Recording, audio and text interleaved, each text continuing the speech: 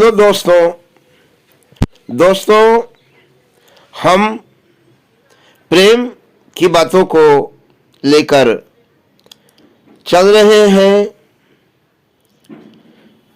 प्रेम प्रतिदान की भावना से दूषित व्यवसायिक प्रेम जीवन के लिए विष से भी अधिक भयानक होता है। अतः प्रेम में प्रतिदान की भावना नहीं होनी चाहिए, यही समझाया गया। लेकिन आज हमारा समाज कहां जा रहा है? आज हमारे समाज में चाहे छोटे छोटे बच्चे हों, जुआ हो, युवती हो, वृद्ध हो, सभी लोग अपने मानवीय कर्म से वंचित हो रहे हैं। आज पश्चिमी प्रवृत्ति हम पर इतनी अधिक हावी हो गई है कि अश्लील और गंदे कार्य जो समाज में हो रहे हैं वो बड़े तीव्र गति से भयानक तूफान की तरह समाज में अराजकता फैलाने के लिए बड़े तेजी से प्रसारित हो रहे हैं। लेकिन जो अच्छी वस्तुएं हैं, जिनसे जीवन का निर्माण हो सकता है, जिनसे जीवन की दिशा बदल सकती है, जिससे व्यक्ति ही नहीं उन्नत समाज का निर्माण हो सकता है, जिससे हमारे उन्नत राष्ट्र का निर्माण हो सकता है, जिससे वसुधैव कुटुंबकम के मार्ग पर चलकर सारे संसार के जीवों का कल्याण हो सकता है, उन सरमार के विचारों को अपनाने के बजाय मानो आज जितने भी निकृष्ट कार्य हैं, जितने भी गलत कार्य हैं, उन कार्यों को अपने जीवन में उतारते जा रहा है और यह संसार के विनाश का प्रतीक बनते जा रहा है। बार बार बतला रहा हूं कि रूस और यूक्रेन के युद्ध को लोग एक हास्यास्पद मजाक मान रहे हैं, सोच रहे हैं ऐसे ऐसे खेल तो चलते रहते हैं। भाइयों, यह साधारण सी मजाक की घड़ी नहीं है। अगर भूल से भी इस मजाक में एक छोटा सा भी परमाणु बम फूट गया तो फिर उस परमाणु बम को दोबारा फोड़ने की आवश्यकता नहीं रहेगी, क्योंकि जितने भी परमाणु बम हैं इस संसार के वे स्वतः अपने आप फूटना शुरू हो जाएंगे और इस संसार का नामो निशान मिट जाएगा।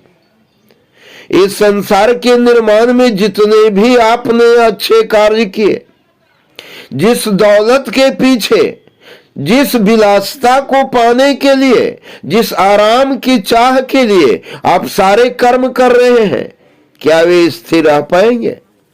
आज इसे सोचने की आवश्यकता है। इसके लिए आज गहन चिंतन की आवश्यकता है।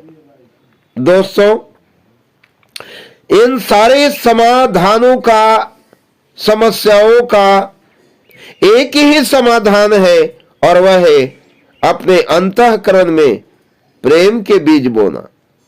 प्रेम के अमृत से संतुष्ट प्रेमी संसार के सारे दुखों, द्वंद्वों से मुक्त हो जाता है। उसका मन संपूर्ण रूप से अपने प्रेमास्पद में तल्लीन रहने से उसे संसार के दुख द्वंद्व अनुभव ही नहीं होते और अपने प्रेमास्पद के लिए तो वह विपत्ति के पहाड़ भी अपने ऊपर ले सकता है। परमात्मा के सच्चे भक्त, उनके प्रेमी, उनके प्रेम के सम्मुख मोक्ष सुख को भी, अरे मोक्ष जहां से जीवन और मरण का अंत हो जाता है, बार बार इस संसार में आना नहीं पड़ता है और उसे बड़े बड़े संत मुनि ज्ञानी अंतिम सुख मानते हैं, वह भी प्रेम के सामने वह मोक्ष सुख को भी तुच्छ समझते हैं प्रेम मार्गी। क्योंकि वे प्रार्थना करते हैं, हे प्रभु, इस संसार में जो भी दुख दर्द मौजूद है, जो कष्ट और विपत्तियां वर्तमान है, मैं उससे जरा भी नहीं डरता। इस दुनिया के सारे पाप अभिशाप जो मेरे भाग्य में लिखे हैं, मैं उनका प्रसन्नता से भोग करने को तैयार हूं, उनका पूरा दंड पाने को प्रस्तुत हूं और तुझसे उसमें जरा सा भी रियासत नहीं चाहता। मैं तुझसे किसी प्रकार की सिद्धि समृद्धि भी नहीं चाहता और न तुझसे धन, स्वाद, सौंदर्य, बुद्धि आदि संपदाएं ही मांगता हूं। न मैं मुक्ति अथवा स्वर्ग के लिए तेरे प्रति याचना करता हूं। मुझे जन्म मरण का चक्र भी साहस से स्वीकार है। मैं तुझसे क्षमा का भी आकांक्षी नहीं हूं। मैंने जो कर्म बोए हैं उनका फल काटने में जरा सा भी संकोच नहीं।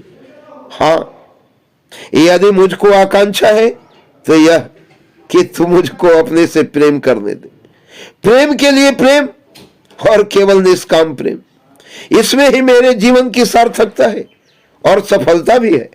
प्रभु प्रभु, हे प्रभु, तू मुझे अपने से ही जो तुम्हारा स्वरूप बड़ा ही शोभायमान है, अवर्णनीय है, उस सुंदर स्वरूप को जी भरकर प्रेम करने दे। बस जो सच्चे प्रेम का अमृत पाकर संतुष्ट हो जाता है, उसे संसार के मिथ्या भोगों की कामना भी नहीं रहती। जो लोग वासना से प्रेरित आकर्षण को प्रेम कहते हैं, वे प्रेम का वास्तविक अर्थ ही नहीं जानते। वासना जन्य आसक्ति को प्रेम मानना एक प्रकार से आत्म प्रवंचना ही है। प्रेम का स्तर आत्मा से है और वासना का संबंध शरीर से है। शरीर नश्वर है, ऐसा बार बार बताया जा रहा है कि ये शरीर नश्वर है, इससे संबंधित सारे विषय भी नश्वर है। प्रेम अमर तत्व है, वह नश्वरता से कोसों दूर है, वह एक रस रहने वाली भावना है। शरीर नष्ट हो जाने पर भी प्रेम भावना का विनाश नहीं होता। आगामी जन्म में प्रेमी अपने प्रेमास्पद को पुनः पा लेता है और फिर उसी चिरंतन आनंद में निमग्न रहने लगता है। किन्हीं लोगों में इस जन्म में प्रेम अथवा भक्ति की तीव्रता देखी जाती है, वह उनकी इसी जन्म की उपलब्धि हो या आवश्यक नहीं। प्रेम की परंपरा जन्म जन्मांतर तक चलती रहती है। उसकी पूर्णता की प्राप्ति तभी होती है जब प्रेम और प्रेमास्पद की आत्माएं परस्पर मिलकर एक हो जाती है। प्रेम आत्मा का विषय है, शरीर का नहीं। इसलिए भोग वासना के आकर्षण को प्रेम मान बैठना उचित नहीं। भोग वासना के दोष से भी प्रेम को मुक्त ही मानना चाहिए। आत्मा का विषय होने से प्रेम आत्मा की तरह ही अभोग्य है। भोग शरीर का विषय है। जिस आकर्षण में भोग वांछा अनुभव हो, वहां समझ लेना चाहिए कि वास्तविक प्रेम नहीं है।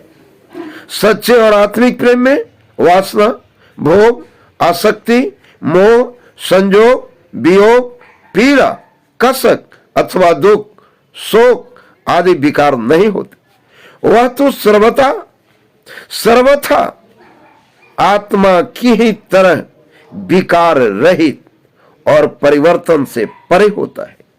आत्मिक प्रेम का धनी व्यक्ति अपने प्रेमास्पद को निरंतर अपनी आत्मा में ही पाता रहता है।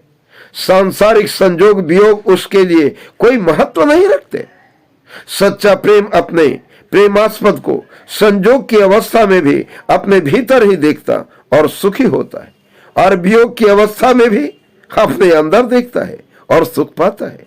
शरीर से दूर हो जाने पर भी सच्चे प्रेमी को प्रेमास्पद का वियोग अनुभव नहीं होता। जो भी अपने प्रेमास्पद से शारीरिक संजोग वियोग में सुखी अथवा दुखी होता है, उसे समझ लेना चाहिए कि उसका प्रेम आत्मिक नहीं है। वह अपने प्रेमी से शारीरिक स्तर पर ही संबंधित है।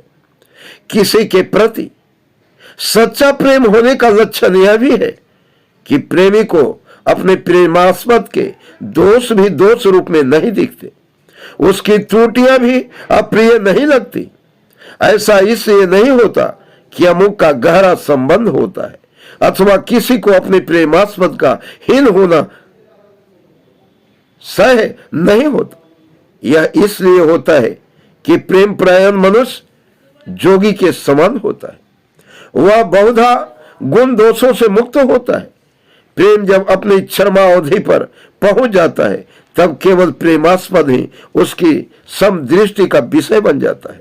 सच्चा प्रेम संसार में जीव मात्र के लिए एक समान दृष्टि का विकास कर देता है। इसके दो कारण हैं। एक तो यह कि प्रेम स्वभावतः ही मनुष्य की आत्मा का विकास सार्वभौम आत्मीयता में कर देता है। दूसरे प्रेमी को संसार के अणु अणु में अपने प्रेमास्पद के ही दर्शन होते रहते हैं। इससे उसको किसी भी व्यक्ति अथवा वस्तु में दोष दुर्गुण नहीं दिखते। प्रेम एक महान योग है। इसे धर्मशास्त्रों तथा आध्यात्मिक क्षेत्र में प्रेम योग के नाम से कहा गया है। जिसने सत्य प्रेम का अमृत प्राप्त कर लिया अथवा जिसने उपाय अभ्यास अथवा साधना द्वारा अपनी आत्मा में प्रेम का स्फुरन कर दिया है, वह जोगी है। जो संसार में किसी एक को सच्चे रूप में प्रेम करेगा, स्वभावतः उसे संसार के सारे व्यक्तियों की अनुभूति होने लगेगी। बहुत बार लोग समझते हैं कि उन्हें अपनी पत्नी तथा बच्चों से बड़ा गहरा प्रेम है। लोगों का ऐसा समझना गलत भी नहीं होता। उन्हें अपनी पत्नी तथा बच्चों से प्रेम होता भी है। वे उनकी बुराइयों की ओर से निरपेक्ष हो जाते हैं, उनके लिए बड़े से बड़ा त्याग करते हैं, बड़े से बड़ा बलिदान देने में भी संकोच नहीं करते और उनकी सुख सुविधा का ध्यान रखते हैं। अपने आप कष्ट उठाकर उनको आराम पहुंचाते हैं।